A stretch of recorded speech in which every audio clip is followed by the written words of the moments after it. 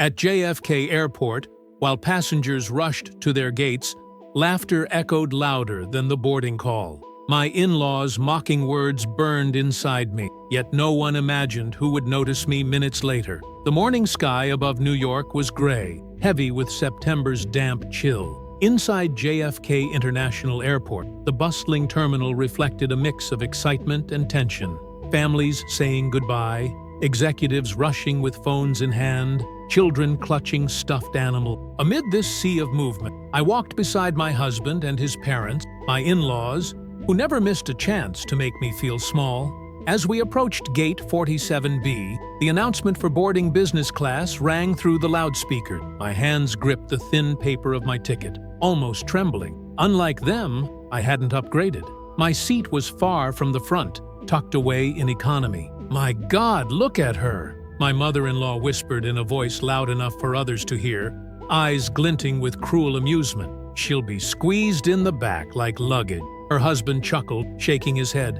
"Imagine the faces of people when she walks past them. She doesn't belong up front. And honestly, neither in our family's level." Each word fell on me like ice water. Around us, a few curious eyes turned, some smirking, others pretending not to notice. My cheeks burned, my throat tightened. I wanted to vanish into the floor tiles, but the gate attendant, a young woman with a polished smile, called for priority boarding. My in-laws walked proudly ahead, their tickets shining with golden letters. My husband followed, pretending not to hear their words. And me? I stood behind, heart pounding, clutching the economy boarding pass that felt heavier than stone. I inhaled, looked around the crowded terminal, people sipping coffee, tapping phones, and in that sea of strangers, I whispered to myself, "This won't break me. Not today." The story of that flight was only beginning, but destiny had prepared a moment that none of us could predict. Boarding groups rolled like small tides. 1 and 2 glided forward, then 3, then 4. The speaker crackled with the familiar cadence of travel, delays on another flight, a stroller needing tags, a last call in a neighboring gate. I stood behind the rope for Group 6, flanked by my in-laws on the other side of the barrier, already inside the jet bridge with gleaming carry-ons and that posture of people who believed the world opened early for them. That was when I heard the confusion, soft at first, then a knot tightening. An elderly couple, Brazilian by their accents, stood near the counter. The woman clutched a plastic bag with insulin and a cooling gel pack. Her husband fiddled with a boarding pass that had smeared ink from damp finger. The gate agent, overwhelmed, tried to explain policies over the hum of travelers. The words slipped, collided, dissolved. The woman's eyes glassed over. You could feel the panic of someone who had already crossed an ocean of uncertainty to reach this counter and was now being asked to swim a little more. "Eu posso ajudar," I said, stepping closer. The agent looked relieved. The woman held up the insulin. "Ela pode levar líquidos medicinais," I translated gently. "Desde que declare. O gel pack precisa estar fechado e separado." The man nodded, gripping hope like a handrail. The agent checked a laminated card under the desk and exhaled. "Yes, medically necessary liquids are fine once declared," she repeated. Now to me, now to them. I translated again, slower, grounding each sentence like a stake in the ground where fear couldn't blow it away. The husband's mouth trembled into a thank you. I asked to see their passes. The husband had printed a duplicate at a kiosk that wasn't linked to the system. I showed the agent the mismatch. She reprinted both correctly, reseated them together. Small things, but to people in transit, small things are continents. Behind me, my mother-in-law's hiss slipped under the white noise of the terminal. "Always inserting herself," she said, a private insult tossed like a gum wrapper. My father-in-law smirked, while my husband kept staring at his phone, safer than choosing. The Brazilian woman touched my arm, fingers warm and trembling. "Deus te abençoe," she murmured. "Blessings,"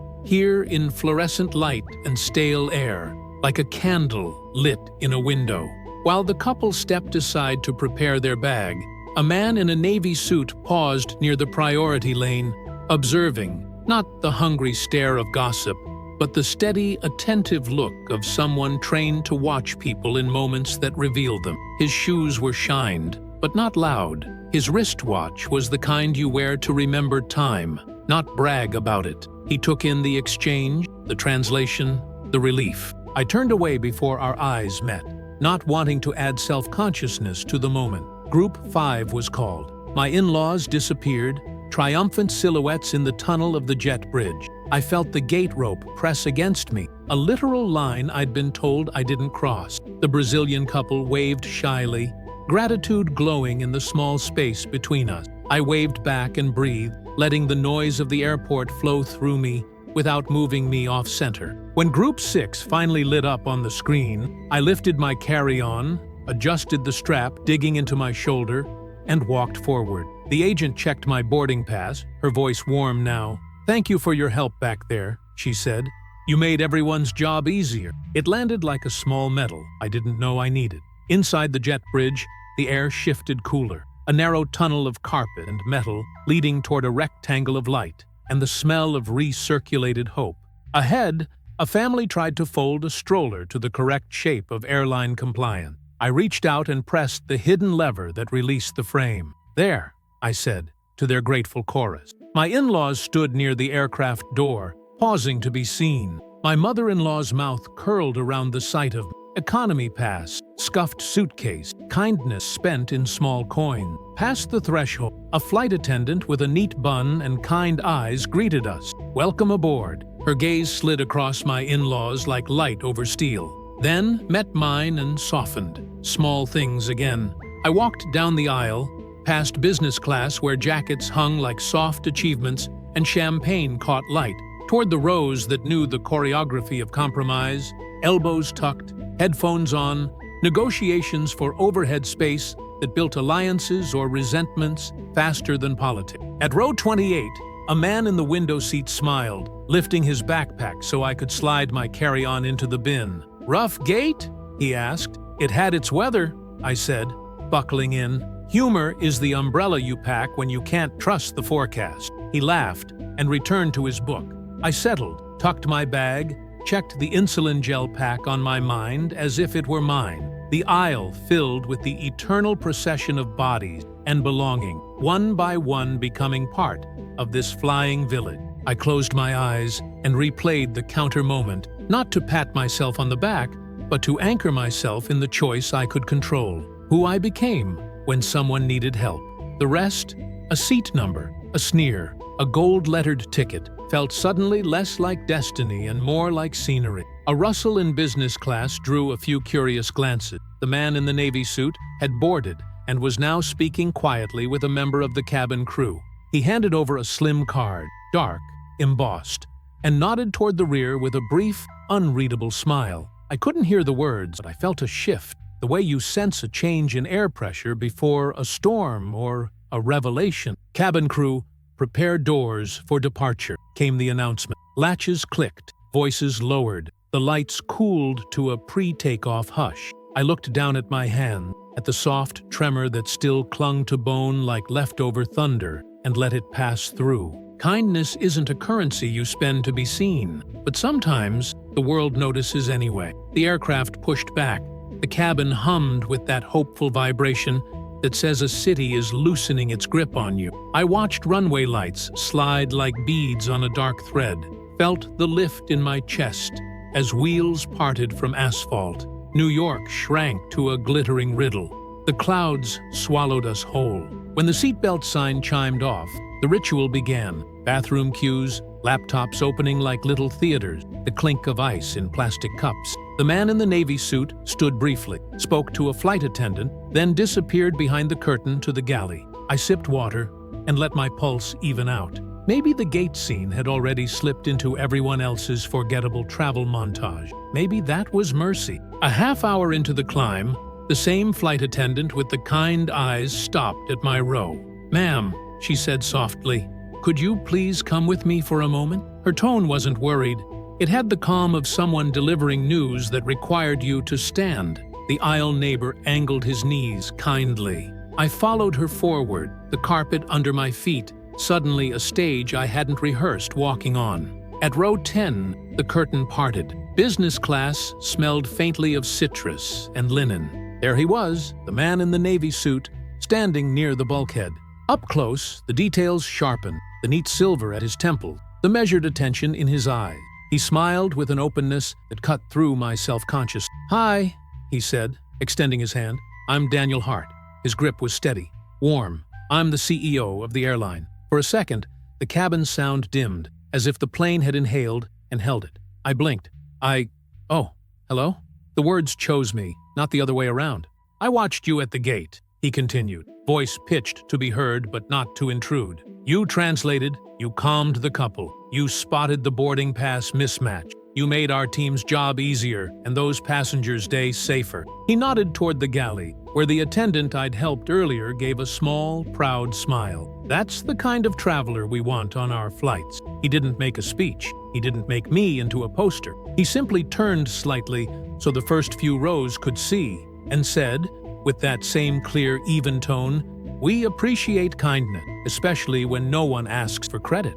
Then he shook my hand, publicly, deliberately, the way you stamp a moment into the record so it can't be edited out later. The attention fell like gentle rain. Heads turned. A couple of executives lowered their headphones. And there, just behind the half wall that opened toward row 2, my in-laws' profiles sharpened into recognition. My mother-in-law's expression flickered. Confusion, disbelief, then something like a cough she couldn't swallow. "Thank you," I managed. "I didn't do much." "You did exactly enough," he said. He glanced at the attendant, who produced a small envelope. "This isn't a transaction. It's a thank you, a note, and a seat change for the remainder of the flight, if you'd like." He paused, respectful. "No pressure."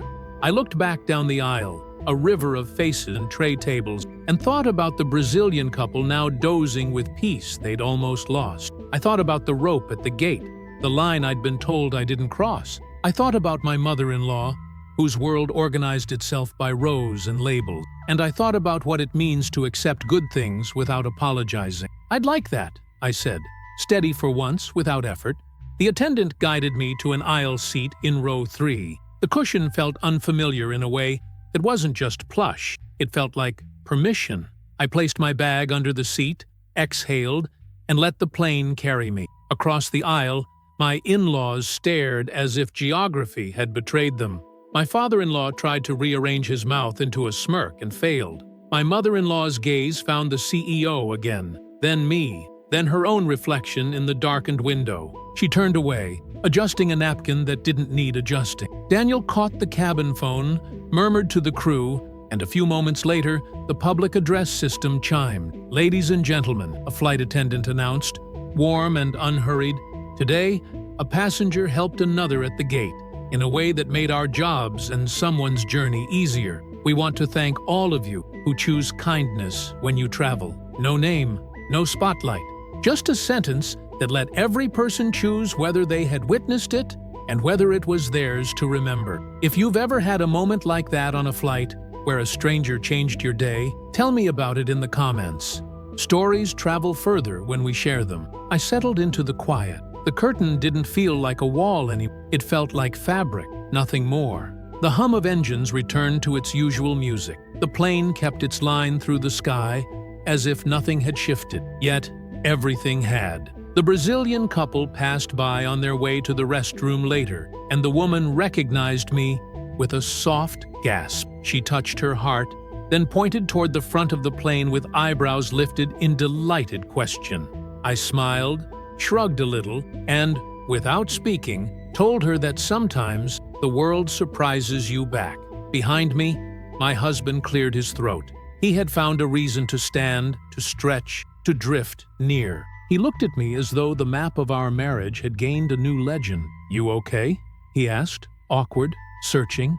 "I am," I said. It wasn't an answer for him. It was for me. Out the window, the clouds parted for a moment, revealing a wrinkled blue ocean catching light. I felt the simple truth land. Kindness isn't currency, but it has gravity. The cabin lights dimmed to a soft glow. Trays filled with clinking glasses, the hiss of soda cans, and the aroma of reheated meals drifting through the narrow aisle. In row 3, the space felt foreignly calm, as if the air itself had shifted. My seatbelt lay slack across my lap, and for the first time in a long while, I didn't feel like I was borrowing a place I didn't deserve. Across the aisle, my in-laws wrestled silently with what had happened. My father-in-law fiddled with his watch, the shine of it dulled by his fidgeting. My mother-in-law's jaw was tight, her lips pressed thin, but she couldn't resist a glance in my direction every few minutes. Each time, the flicker of disbelief flashed, like a warning light on a dashboard.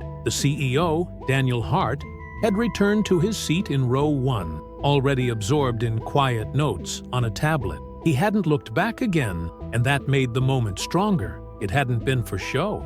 He had shaken my hand for its own weight, not for applause. The flight settled into its rhythm. Engines hummed steady. Passengers leaned back into books and movies. A child's laughter popped from economy like a bubble breaking the surface. But beneath the lull, I felt the heavy pressure of my in-laws' eyes, an invisible turbulence stronger than any pocket of air outside. My husband finally broke the silence. He leaned toward me across the aisle when the attendant cleared trays. His voice was hushed, as if admitting a secret. I didn't expect that. Neither did I replied, and sipped water to keep my throat from betraying the tremor inside. He hesitated, then lowered his gaze. They were wrong back there. At the gate, his words didn't erase the sting, but they carried the weight of something I'd longed to hear. A small fracture in his silence, a choice to step closer instead of retreat. My mother-in-law, overhearing, clicked her tongue. "Enough of this theater," she muttered. "A seat doesn't change who someone is." But her words rang hollow. Even she must have felt how brittle they sounded in the hush of business class. Pride is like turbulence. It rattles, it unsettles, but eventually, the plane steadies, and the truth is still there when the shaking stops. The turbulence did come, soon after. The plane jolted, dipped, and tremors rippled through the cabin. Gasps rose, hands clutched armrests. The captain's calm voice reassured us from the cockpit. But the air pockets were insistent, tossing the aircraft like a leaf in unseen hands. Beside me, a businessman gripped his armrest until his knuckles whitened. Across the aisle, my mother-in-law's bravado cracked. She shut her eyes tight, whispering words I couldn't catch. And in that tremor, irony arrived. Status and class had no shield against fear. For a few minutes, we were all simply human, waiting for the sky to release us. When the shaking eased, a nervous laughter spread like a fragile thread. I glanced at my in-laws. They sat stiff, silent, avoiding my eyes. But the contrast had already written itself clear. No amount of gold lettering on a boarding pass could anchor you when the sky decided to move. As the cabin settled again, I leaned back, heart still pounding, and felt something unfamiliar settle in me. Not revenge, not triumph, but dignity. It wasn't about being in row 3 instead of row 28. It was about not letting their laughter rewrite the story of who I was. If you've ever faced someone trying to shrink you, and the world later reminded you of your worth, share your story in the comments. Your voice might be the hand someone else needs to hold. The hum of the engines returned, steady as a heartbeat.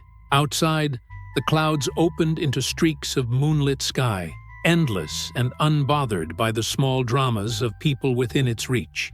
And for the first time on that flight, I didn't feel like I was merely traveling. I felt like I was arriving at myself. The flight crossed into calmer skies. The Atlantic stretched beneath us like an endless mirror of ink. Cabin lights glowed faintly. Passengers cocooned in blankets, screens flickering with quiet distractions. Yet, at row 3, peace was an illusion. The silence between me and my in-laws was louder than the engines outside.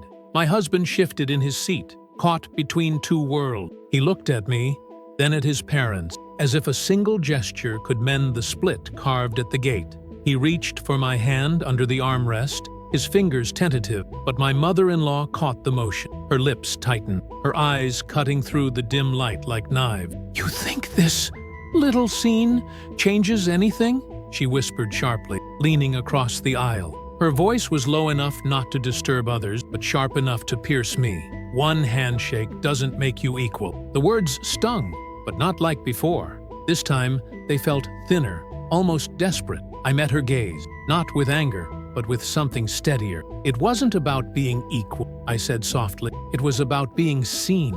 She recoiled, as though the answer unsettled her more than defiance would have. My father-in-law shifted uncomfortably, tugging at his collar, unwilling to join the battle. For the first time, it seemed their certainty had cracked. The flight attendant returned with a smile, offering warm towels to the business cabin. She set one gently on my tray table, her eyes lingering with a subtle encouragement. I caught the hint of pride in her look, a quiet solidarity. Small gestures became anchors in the air. My husband finally spoke, voice firm but low. "Mom, Dad, she deserves respect, more than you've given her, and today proved it." His words landed like turbulence, not loud, but unavoidable. The silence that followed was thicker than the recycled air. My mother-in-law turned to the window, clutching her napkin, her pride stripped bare by her son's quiet stand. For once, she had no answer. The CEO remained at the front, immersed in his notes, unaware of the storm he had unintentionally calmed behind him. But his handshake had rippled further than he could see. It had forced truths into the open, truths my marriage had long tiptoed around. As the captain announced our descent into Europe, the cabin stirred awake. Seat backs clicked upright, belts fastened. Outside, dawn stretched pink and gold across the horizon, a new day blooming over the ocean. I looked at that light, feeling its promise. The mockery at the gate no longer defined the flight. What mattered now was the space I had claimed, not given, not borrowed, but claimed. If you've ever faced family judgment in public, tell your story below. Your words might help someone else reclaim their seat in life. The plane dipped gently, the city lights of London sparking into view. My in-laws sat rigid, their silence the loudest confession yet.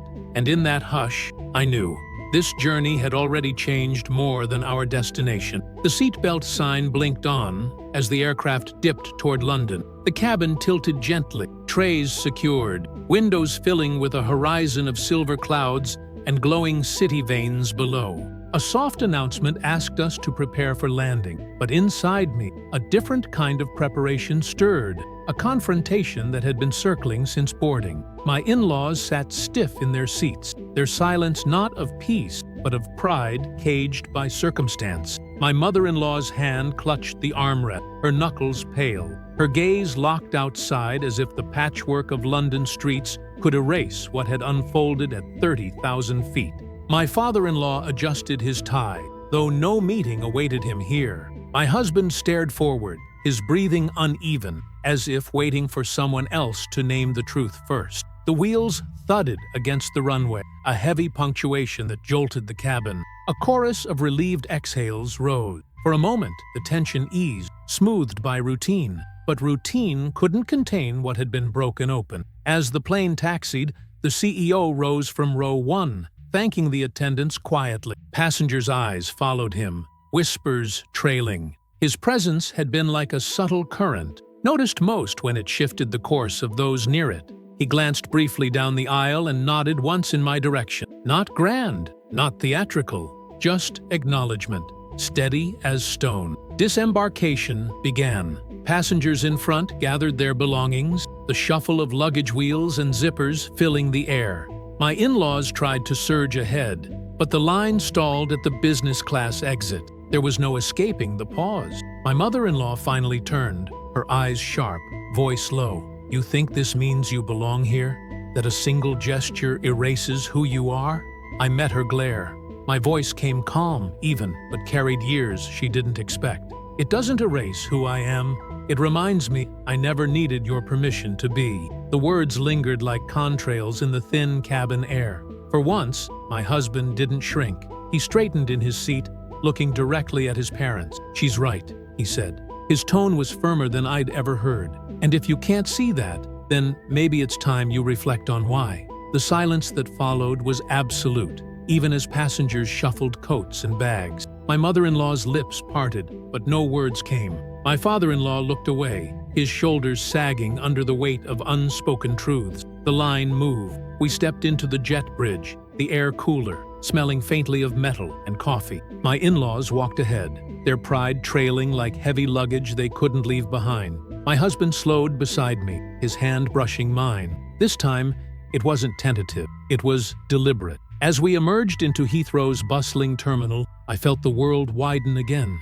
Announcements echoed, families reunited, neon signs flickered above the moving walkways. But my steps were lighter, my breath steadier. The humiliation at JFK had become something else entirely. A mirror of resilience, a test I hadn't planned to pass, but did. And though the CEO's handshake would remain a moment remembered, it wasn't his recognition that defined me. It was my choice not to shrink when others wanted me small. If you've ever walked out of a plane, or any place, knowing you left behind more than a seat, tell me in the comment. Someone listening may need your courage. The crowd swallowed us, but I carried the clarity of that flight inside me. Respect isn't given by titles or tickets.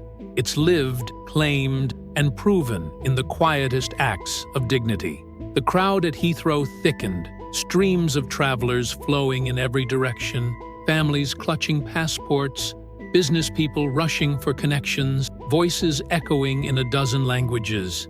The familiar chaos of arrival tried to swallow what had just happened in the sky. But inside me, the silence left by my in-laws' words, and by my own, was louder than the airport announcement. My husband and I slowed near custom. He carried his parents' luggage out of habit, but his steps dragged. His eyes found mine, weary but clearer than I'd seen in years. "You were right," he said, almost as if he were still rehearsing the courage it took.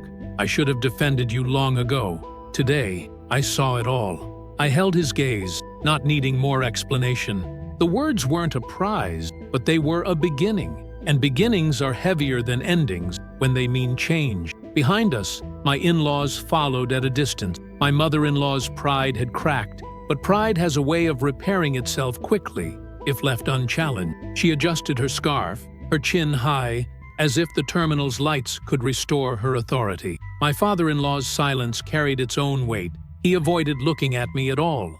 At baggage claim, a small moment unfolded. An older man struggled to lift a heavy suitcase from the carousel. Instinctively, I stepped forward, helping him before anyone else moved. He smiled with tired gratitude, mumbling thanks. It was nothing extraordinary, just human reflex, but my husband noticed. He squeezed my shoulder softly. "Kindness," he said, "seems to follow you." And that was when I realized the real seat I had claimed wasn't in business class. It wasn't about champagne, or legroom, or a CEO's handshake.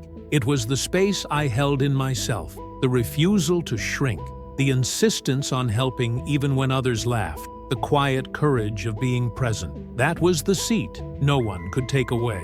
As we stepped outside, London's crisp air wrapped around us, taxis honking, buses roaring, the city alive with possibility. My in-laws walked ahead, still stiff, still bound by the weight of appearance. My husband lingered beside me, finally choosing a side, not theirs, but ours. I inhaled the cool air and let the lesson settle. Respect doesn't come from titles or golden tickets. It comes from standing firm in who you are, especially when others try to diminish you. So if you've ever been mocked, doubted, or underestimated, remember this: the world might laugh at your seat, but only you decide the worth of your journey. Because sometimes, the real upgrade isn't where you sit, it's who you become along the way.